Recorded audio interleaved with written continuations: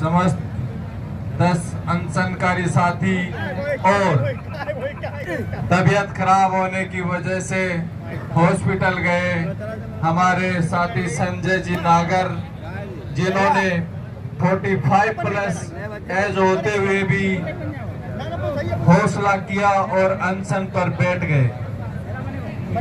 साथियों, उनकी उम्र थोड़ी अधिक है तो उनको हॉस्पिटल भेजने का निर्णय संगठन द्वारा लिया गया है, क्योंकि रात को भी उनकी तबीयत थोड़ी खराब हो गई थी, बीपी बढ़ गया था। एम्बुलेंस आ चुकी थी, लेकिन संजय जी ने मना कर दिया कि मैं हॉस्पिटल नहीं जाऊंगा। दिन भर पूरा दिन उन्होंने पूरी गर्मी पूरी धूप निकाल के और फिर वो अब गए हैं। साथियों, तो अगर आप सुबह यहाँ आते हो और धूप गर्मी या बेचैनी की वजह से इधर उधर चले जाते हो तो ये हमारे लिए थोड़ा ठीक नहीं है। साथियों, आपको ये दूसरा मैं आपका ध्यान आकर्षित करना चाहूंगा मेघराज भाई चौधरी के उद्बोधन पर। साथियों, वो उद्बोधन नहीं था, वो दिल की आवाज थी। उसको वही इंसान समझ सकता है जिसका दिल 1 मिनट में 72 बार धड़कता है। वो इंसान कभी नहीं समझ सकते जिनके अंदर फीलिंग्स नहीं है, फीलिंगलेस जो हो चुके हैं वो नहीं समझ सकते।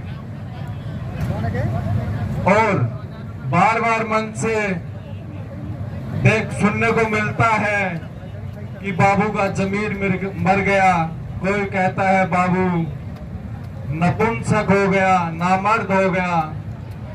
तो मैं कहना चाहता हूं साथियों, सिर्फ बाबू ही नहीं, हिंदुस्तान की 50% से ज्यादा आबादी नपुंसक है और इसकी वजह है यूरिया खाद और हाइब्रिड जनरेशन। थोड़ा बहुत हौसला संघर्षशील साथियों के अंदर बचा है साथियों, वो बचा रहेगा, क्योंकि समस्त हिंदुस्तानी गुलाम थोड़ी थे, कुछ तो संघर्ष कर ही रहे थे। तो बिल्कुल घबराने की जरूरत नहीं है। कोई भी वर्ग हो, कोई भी कैडर हो और कोई भी जनसंख्या हो, उसका मात्र 10% हिस्सा ही संघर्षशील होता है, 90% उदासीन ही रहता है। अगर हिंदुस्तान की 135 करोड़ आबादी समस्त आर्मी बन जाए, 135 करोड़ हिंदुस्तान की आर्मी की संख्या हो जाए तो साथियों वो भी ठीक नहीं है। इसलिए बिल्कुल सोचने की जरूरत नहीं है। और 2018 के बाद 23,000 प्लस बाबू ने ज्वाइन किया है, लेकिन साथियों यहाँ 230 लोग भी नजर नहीं आ रहे हैं मेरे को। ये मेरे लिए बहुत अच्छी बात है, बहुत अच्छी बात है। रोज नोटिस करता हूँ और एक ही बात सोचता हूँ कि आज ये बाबू इस महापड़ाव में नहीं आ रहे ना, कल वो फिर किसी संघर्ष में शामिल नहीं होंगे और मैं उनके भरोसे जिंदगी में एक भी कदम नहीं उठाऊंगा। साथियों, आने वाले 5 साल 10 साल का आज ही मैंने अपना स्टैंड क्लियर कर लिया है।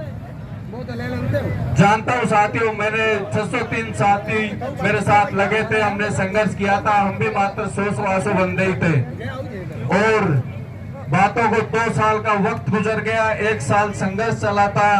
तो मैं बहुत करीब से इंसानियत की फितरत से वाकिफ हूँ साथियों, चाहे आपको बुरा लगे, लेकिन मैं जानता हूँ कौन इंसान किस बात को कितना सीरियस लेता है, कितना महसूस करता है। हर इंसान समानता के साथ महसूस नहीं कर सकता। यहाँ बैठे भी कुछ साथी हैं और जो इनको बिठा के घर चले गए, आज नहीं आए, वो साथी भी है, वो इनका दर्द नहीं समझ सकते साथियों। इनका दर्द सिर्फ इनके घर वाले और ये खुद समझ सकते हैं, मैं भी नहीं समझ सकता। लेकिन मैं इतना समझ सकता हूँ कि ये मेरे कैडर के लिए बैठे हैं और जो लोग बैठे हैं ना वो आखिरी बैठे हैं। ये बात मैं समझता हूँ साथियों, और मैं नहीं जाऊंगा इनको छोड़ के। ये मैं सिर्फ इतना कर सकता हूँ, आपको नहीं कह सकता मैं कि हजारों की भीड़ में जुटा दूंगा, लेकिन आपसे वादा करता हूँ आपका भाई आखिरी सांस तक आपके साथ टिका रहेगा और अनशन पर भी नहीं बैठेगा। मुझे इस सरकार पे भरोसा नहीं रहा साथियों। मेरे बाबू भाइयों का खून लिया सरकार ने, रोज दोपहर की तपती धूप में पसीना लिया है, अब मेरे साथियों की जान लेने पे तुली है। ऐसी सरकार के पास ना मैं अनशन पे बैठूंगा ना अपनी जान दांव पे लगाऊंगा। लड़ूंगा मैं ऐसी सरकार से और जवाब चुनाव में दूंगा आचार संहिता के बाद।